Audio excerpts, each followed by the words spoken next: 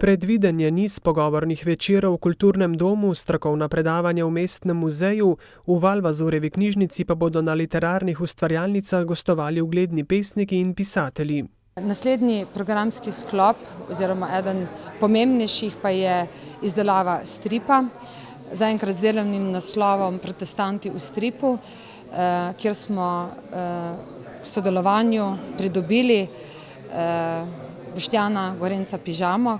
Finančno breme številnih dejavnosti v Bohoričevem letu je na plečih občine in njenih zavodov, saj zaenkrat s kulturnega ministrstva ni obljube o sofinanciranju programa. Lahko rečem, da smo Slovenci mogoče malo preskromni in se teh ljudi, ki so veliko pomenili v naši zgodovini, nam tudi dali neke temelje slovenskega jezika in Slovencev nasplošno kot naroda, da se jih mogoče malo premalo spominjamo. Smo mogoče tudi malo premalo ponosni na njih.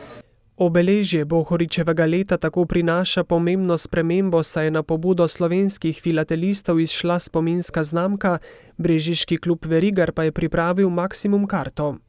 Ki se sestoji iz 3 elementov. To se pravi razglednice kot take, znamke v obletnici 500-letnice in tule od spodaj je tudi žig. 500-letnica, prvi dan, Krško, v stvari Brestanica.